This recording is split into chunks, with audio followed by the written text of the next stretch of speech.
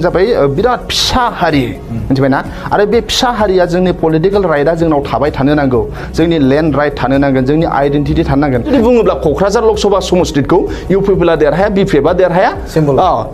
मानसिया नोंसिनि जाथों नाथाय सिम्बला जोंनि जाथों बिजेपि जाना गेलेनांगौ होनोब्ला बर'नि सेस बर'नि आइडियोल'जि बर'नि सानसुमै बर'नि पलिटिकल राइटआथ' सेस जागोन दा बर' फरायसाफ्रा दिनैबो आं सावरायदों बिथांमोनहा मा होनो लेखाखौ बांसिन नायगोन होनदों मबाइलखौ खम नायगोन होनदों बिथांमोनहा फैसा थाखा माहाजोन जानायनिफ्राय बांसिन मा होनो नलेज बेस ससाइटि दानो थाखाय जों बर'आ नलेज बेस ससाइटि जायो जाहाथे बर' फरायसाफ्रा लेखा रोंनानै इन्जिनियारिं प्रफेसर जानो थाखाय गावनो जाहाथे नाजायो बर' ओनसोलाव बे थांनाय गोलाव समाव जों नुदों बिथांमोनहा फैसा थाखा न' बां लुनाय कर'रपति जानो लुबैनाय दिल्ली मुम्बाइ थांनाय फरेन देश थांनायनि गोबां कम्पिटिसन दंमोन नाथाय बर' फरायसाफोरा गोबां माहाजोनफोरा बिथांमोना बेरायनो थाङोब्ला माब्लाब्लाबो जेएनइउखौ नायनो थाङा माब्लाबाबो आइआइटिखौ नायनो थाङा फरेन देशआव थाङो बेरायनोल' थाङो पिकनिक जानोल' थाङो जाहाथे जोंनि बर' फरायसाफोरजों आं सावरायदों नोंसोर नायनो थाङोब्लाबो मा होनो इन्जिनियारिं कलेजफोरखौ नाय मेडिकेल कलेजफोरखौ नाय गुबुन हादरनि मा होनो इउनिभारसिटिफ्रा बोरै जायो बेफोरखौ नायनो थाखाय जों दिनै खावलायदों ओंखायनो जोङो नलेज बेस ससाइटि समाजनि बेरेखाया जोंनि समाजाव मा होनो जायगा गैया जोंनि बर' फरायसाफ्रा लेखा फरायनाय गोसो होयो जोंनि যি সকলে বিজেপি সকলে আমাক শাসন কৰি আছে তাৰ এগেইনষ্টত আমি যাব লাগিব আজি চাওক যি লোকে যি সকলে বিজেপিৰ লগত এলায়েন্স আছে নহয় তেওঁলোকৰ ৰাজনীতিক শেষ ধ্বংস হৈ গ'ল মই নিজৰ চকুত দেখি পাইছোঁ ত্ৰিপুৰাত আইপিএফটি আছিলে আইপিএফটি বিজেপিৰ লগত লগ হ'ল শেষ হৈ গ'ল ত্ৰিপুৰাৰ মঠা শাসনত আহিলে আজি আৰু এনেকুৱা হ'ব অসম গণ পৰিষদ বিভিন্ন ৰাজনৈতিক দল আঞ্চলিক দলসকলক তেওঁলোকে ধ্বংস কৰি দিলে জেপি নাড্ডাই আৰু এটাই উদ্দেশ্য নেশ্যনেল পলিটিকেল পাৰ্টি অকল বিজেপিয়ে জীয়াই থাকিব তেওঁলোকে হিন্দী ভাষাটো আমাৰ তাত মানে কম্পালচৰি বনাব বিচাৰিছে আমি অসমত নিজা ভাষা আছে নিজা কলা সংস্কৃতি আঞ্চলিক দল আছে তেখেতসকলে নেতৃত্ব লওক আমি আছোঁ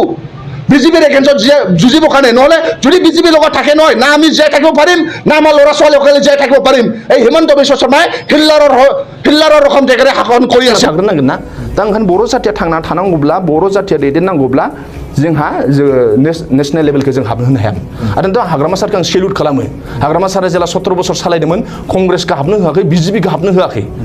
नङा होमबा हाबनो होआखै बियो गावनो हमथाना दोनदों नङा होमबा बेखौ सासे ग्रेट लिडार हिसाबै आं सेल्युट खालामो गुबुन पार्टियाव थानो हागौ नाथाय हाग्रामा सारखौ जों सेल्युट खालामनांगोन खुनु बे नेशनेल लेभेलखौ हाबनो होआखै गावनो हमथाना दोनदों दा आदा प्रमदआबो बेखौ खालामनो हानांगोन आरो जोङो हिमন্ত বিশ্ব शर्मा आङो बेखौ आसामनि चिफ मिनिस्टार हिसाबै सन्मान होयो नाथाय बियो माब्लाबाबो बिनि हिस्ट्रियाव नाय बे ट्राइबेलनि फारसे मोजां बेखौ सानाखै ट्राइबेलखौ मोनदों बर'फ्रा आसामनि ट्राइबेल भूमिपुत्र बिसोरखौ एभेक्सन खालामनो हाया होनदों सरकार फैनायनि उनाव बे एभेक्सन खालामदों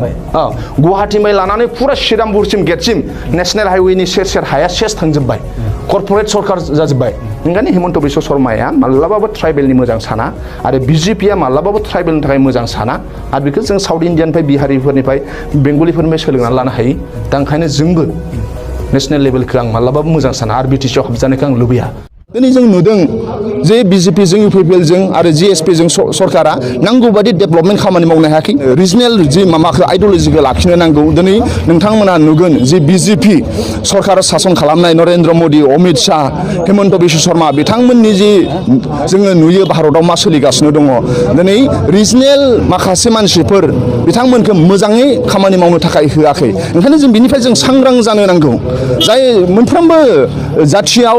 मोनफा थांनानै थानायनि अधिकार दङ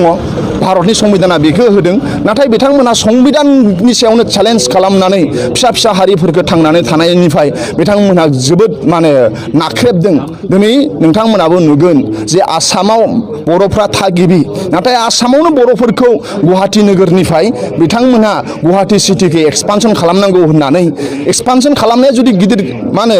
मोजां सिटिया जुदि डेभेलप जाय थाखानाय नोगोर बेखौनो मोजां डेभेलप खालामनो हायाखै नाथाय बिथांमोना एक्सपानसननि नामाव ट्राइबेलफोरखौ होखारनो नागिरदों बे पलिसिया बिराद गाज्रि गुवाहाटी नोंथाङा मिन्थिगौ गुबुन बर' चेनेलफोरबो दङ बाव नोंथाङा खामानि मावामालासिनो एनएनबिआ जाबाय नोंनि बे मोनसे चइस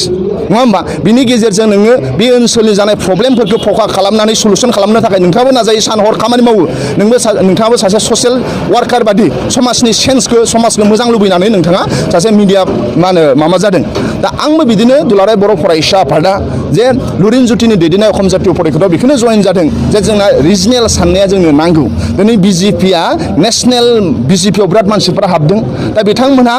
बै रिजनेलफोरखौनो दंस' खालामलांगासिनो दङ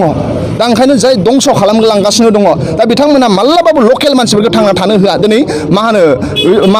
अरुणाचलखौ मा खालामना दोनखो अरुणाचलावबो दिनै मा होनो सरकार फैबाय नागालेण्डआवबो दिनै मा होनो बिजेपिया जेरैखि जाया तरमुर सरकारसो खालामो इलेक्सन देरहाबाबो बिथांमोना मेघालयआव बिदि फैदों दा दिनै बिटिसिआवबो बिथांमोना गोबां साग्लोबजोब्बाय नाथाय बिथांमोना माब्लाबाबो डेभेलपमेन्टनि उन्नतिनि आइडेन्टिटि थानाय रावा थांनानै थानांगौ बिनि सोमोन्दै बिथांमोना सावराया नोंथांमोनानो नुगोन खालि बिथांमोना मा होनो धोरोमनि सायावसो सावरायनो नागिरो डेभेलपमेन्टनि सायाव सावरायनो नागिरा